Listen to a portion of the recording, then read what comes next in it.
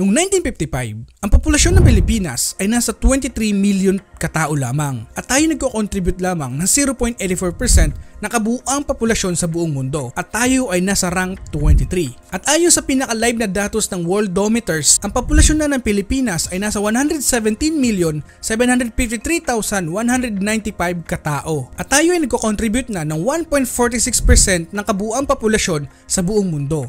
At tayo ngayon ay nasa rank 13. At ayon sa forecast, pagsapit ng 2050, ang populasyon ng Pilipinas ay aabot ng 157.8 million katao at tayo magko-contribute ng 1.6% ng populasyon sa buong mundo.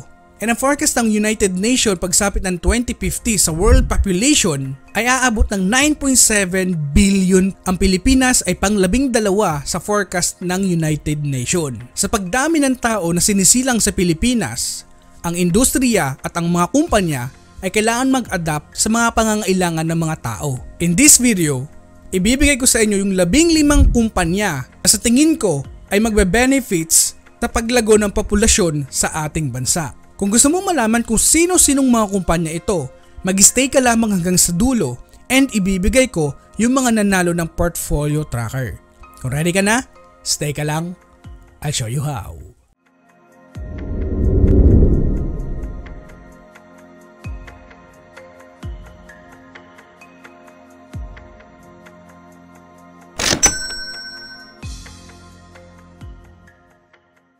Bago natin i-reveal yung mga stocks, napaka-importanting malaman muna natin yung power of demographics. Sa paglago ng populasyon ng Pilipinas, ito ay magdudulot ng pag-increase ng demand for goods and services. Sa papaanong paraan?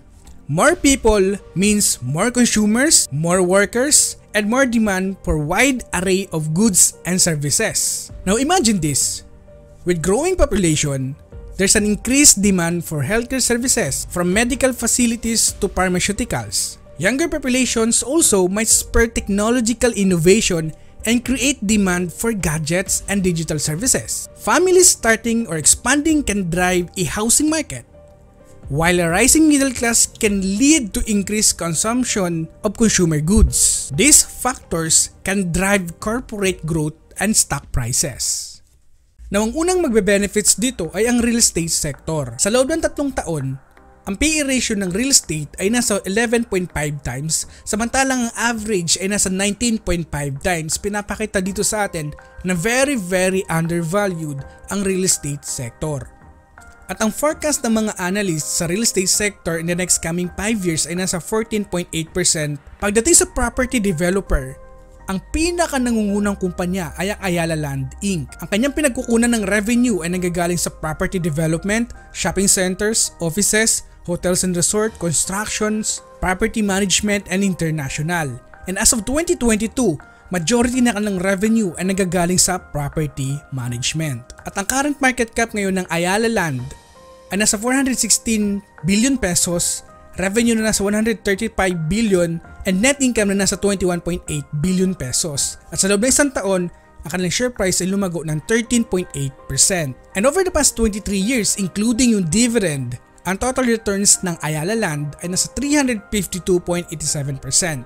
And in comparison sa SPY, ay lagi niya itong nabibit from 2004 until now. Ang isa pang magbe-benefits dito ay ang construction materials. Sa pagdami ng population at sa pagdami ng paggawa, mga housing project and infrastructure development, construction materials ay labis na mag-benefits. Now, ang PE ratio ngayon ng construction materials ay nasa 25.4 times, samantala kanilang average ay nasa 18.3 times. Dito pinapakita na mas mataas yung kanilang valuations ngayon. Pero kung titignan natin yung forecast ng mga analysts dito in the next coming 5 years, sa construction materials ay nasa 14.7%. So ibig sabihin in the next coming 5 years mag-grow yung kanyang earnings ng 14.7%. Isa din sa mga magbe-benefits dito na kumpanya ay ang Wilcon Depot Inc. Sa patuloy na pag-expand ng company all over the Philippines, talagang lalawak yung kanilang market presence and also yung kanilang market share. So majority na kanilang revenue ay nanggagaling sa trading. Meron silang home improvement and sila din ay isang construction supplies retailer. At ang current market cap ng Wilcon ay nasa 87.12 billion pesos, may revenue na nasa 34.7 and net income na nasa 3.8 billion pesos. Sa loob ng isang taon, ang kanilang share price ay bumagsak ng 29.29%. Simulan ng IPO sila noong 2017 until now, ang kanilang total returns ay nasa 305.44%. Samantala, in comparison sa SPY ay nasa 95% lamang. Pinapakita dito kung gaano kadominante itong kumpanya. And over the past 2017 until now, lagi niyang nabibit yung US index. And another sector na magbe-benefit sa paglago ng populasyon sa Pilipinas ay ang consumer staples. Now over the past 3 years, ang consumer staples PE ratio ay nasa 20.9 times. Ang average ay nasa 22.1 times. Dito pinapakita sa atin na nasa fairly valued lamang yung kanilang PE ratio. Pero kung titignan natin dito yung forecast ng mga analysts in the next coming 5 years sa kanilang earnings ay nasa 22.2%. Pinapakita dito na kung gaano kalaki yung demand ng consumer staples pa rin in the next coming 5 years. Kaya naman, isa sa mga magbe-benefits dito ay mga giant pagdating sa consumer staples. Naandyan na ang Century Pacific Food Inc. Sa sobrang diverse ng pinagkukunan ng revenue nito, ay meron siyang canned and processed fish, canned and frozen meat, milk, tuna export, cocoa water, packaging, and others. Majority ng kanyang revenue ay nanggagaling sa canned and processed fish na nasa 32.6% at susundan ng canned and frozen meat na nasa 29.5%. Ang market cap ngayon nito ay nasa 105 billion pesos, may revenue na nasa 64.59 billion, net income na nasa 5.2 billion pesos, and sa loob ng isang taon, ang kanilang share price ay lumago ng 25.32%. From 2014, simulan nag-IPO sila until now, ang total returns ng CNPF ay nasa 217%, in comparison sa SPY ay nasa 152.48% lamang. Pinapakita dito sa atin kung gaano kadominante ang paglago ng kanilang share price. So over the past 9 years, hindi gaano kakonsistent yung pagbeat nila sa US index. Isa pang giant pagdating sa consumer staples ay ang Universal Robina Corporation. Now, kung titignan natin yung pinagkukunan nila ng revenue ay nasa brand consumer food, agro-industrial commodities, and majority again na kanilang pinagkukunan ay nagagaling sa branded consumer foods, 71.9%.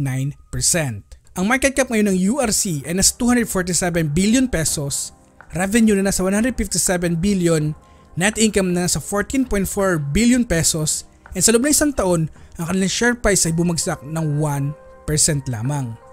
And over the past 23 years, lagi niyang nabibit yung US index.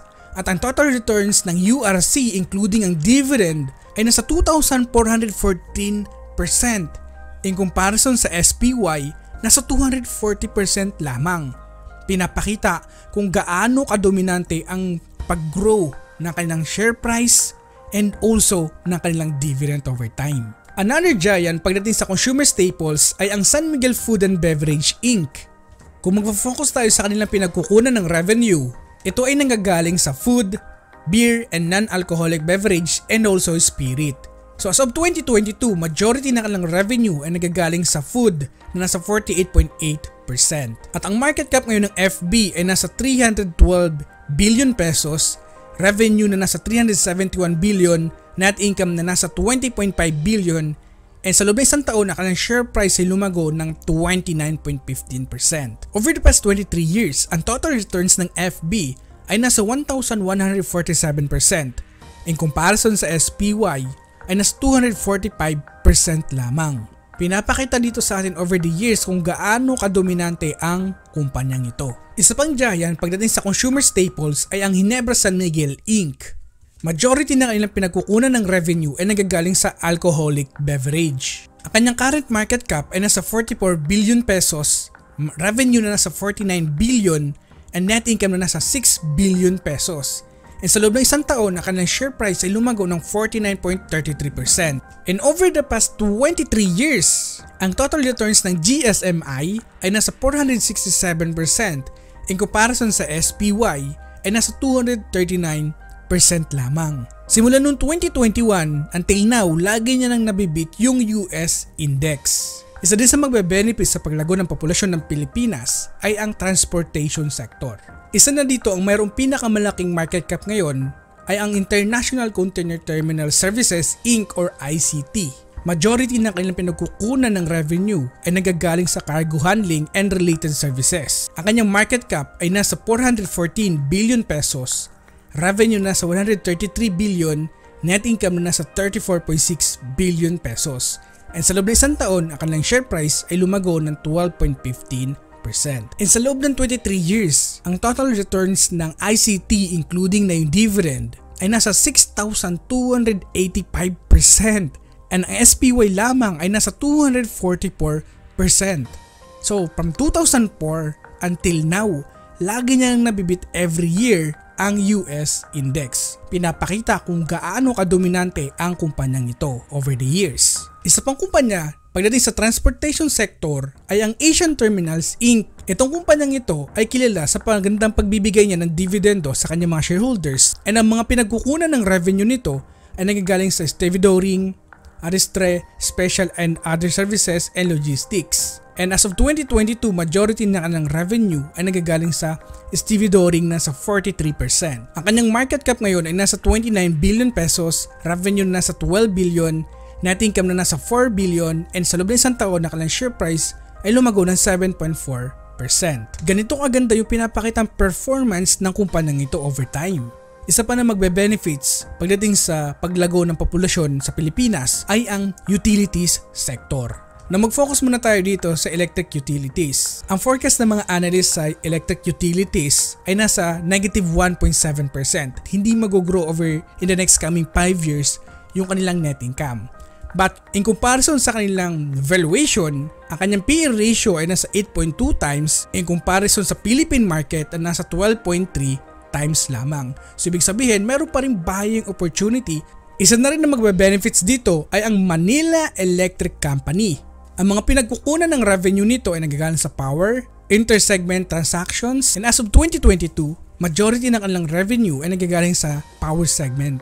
Ang kanilang market cap ngayon ay nasa 418 billion, revenue na nasa 451 billion, net income na nasa 33 billion pesos. Sa loob ng isang taon, ang share price ay lumago ng 22.58%. So over the past 23 years, ang total returns ng Meralco ay nasa 748% in comparison sa SPY na nasa 244% lamang. So from 2008 until now, lagi niya na nabibit yung US index. Pinapakita kung gaano kadominante over the years yung performance ng kumpanyang ito. And isa pang kumpanya na mag-benefits ay ang Asian Corporation. Sila naman ay nakafocus sa renewable energy. Ang kanilang market cap ngayon ay nasa 186 billion, revenue na nasa 39.7, net income na nasa 15 billion, and sa loob na isang taon na kanilang share price ay bumagsak ng 26.31%. And simula nag-IPO ang company noong 2021, ang total returns ng ESED ay bagsak ng 30%. Samantalang SPY ay tumaas ng 7.31%. Isa pang company na magbe-benefits dito ay ang SPC Power Corporation. Itong company na to ay maganda magbigay ng dividend. In fact, itong company nito ay matatawag kong Dividend King kasi yung dividendo nito usually yung bumubuhay sa mga investor. Ang kanyang market cap ngayon ay nasa 11.6 billion pesos, may revenue na nasa 4.5 billion, and net income na nasa 1.6 billion pesos. And sa loob ng isang taon, ang kanilang share price ay bumagsak ng 22.28%. From 2002 until now, nakikita natin na continuous nang binibit yung US index. And kung bakit ko natawag na ito isang dividend king, over the past 21 years, ang capital gains lang ng SPC ay nasa 314% in comparison sa SPY na nasa 277%. Okay, maganda pa rin yung performance nito, no? Pero kung sasamahan na natin to ng dividend, ang total returns ng SPC ay nasa 723%. Sa SPY, nasa 317% lamang. Kaya ako tinawag na ito isang dividend king. So kung tutusin, mas malaki pa yung nakuha mong return sa dividend na binibigay ng SPC kaysa sa kanyang price appreciation. And isa pang kumpanya pagdating sa utility sector ay ang FGen, ang First Gen Corporation. Now, majority na kanyang pinagkukunan ng revenue ay nagagaling sa First Gas Power Corporation na nasa 36.6%, susundan ng Energy Development Corporation na nasa 32%. Na kung bakit ko ito sinama ay because gumaganda yung kanyang management sa loob, no? Yung kanyang return on assets ay nasa 8.2% in trailing 12 months. ang kanyang return on investment ay nasa 10.77%. Ang kanyang market cap ngayon ay nasa 63 billion pesos, may revenue na nasa 152 billion, net income na nasa 17 billion pesos, and sa loob ng isang taon, ang kanyang share price ay lumago ng 12.32%. Ang total returns ng FGen ay nasa 25% lamang. In comparison sa SPY, nasa 289.33%. And simula noong 2007 until now, talagang lagging yung performance nitong FGen in comparison sa SPY. Okay, so let's see in the next coming year kung mag-i-improve yung kanilang returns over time. And isa pa na mga benefits sa tingin ko sa pagtaas ng populasyon ng Pilipinas ay ang mga education stock. So for me, ang focusan ko dito ay ang FEU. Ang kanyang pinagkukunan ng revenue ay nagagaling sa Far Eastern University Main, Trimestral School, other schools, and unallocated corporate. Ang FEU Main ay nasa 57.2% na kanilang revenue ay nagagaling dito. Merong market cap na nasa 13.4 billion, revenue na nasa 4.92 billion, net income na nasa 1.87 billion pesos. And over the past 23 years ay lagi niyang nabibit yung US index. Ang kanyang total returns ay nasa 1,349%, at ang SPY ay nasa 215% lamang. Pinapakita dito sa atin kung over the years kung gaano kadominante ang kumpanyang ito. Ngayon naman, pipili tayo ng mananalo ng ating portfolio tracker. Ang gagawin ko lamang, kukunin ko lamang yung link ng pinaka-latest video ko and paste ko lamang siya dito. Filter lang natin sa tracker. And dito sa video na to, merong 48 comments na pwedeng manalo ng aking portfolio tracker. And now, pipili na tayo ng mananalo ng tracker. Okay, so congratulations sa'yo kasi ikaw yung unang nanalo. Congratulations sa'yo kasi ikaw yung nanalo. Congratulations sa'yo. Congratulations. Congratulations. Congratulations. Congratulations also sa'yo. Congratulations also. Congratulations. And congratulations. Sa mga nanalo ng portfolio tracker ko ngayon, email nyo lamang ako, and again, definitely, ibibigay ko ito sa inyo. And again, congratulations. So kung gusto mo manalo ng portfolio tracker ko kagaya nila, comment ka lang sa video na to, malay mo, ikaw na yung susunod na manalo. And again, this is Peso Warrior na nagpapaalalang, invest wisely, and see you on the other side.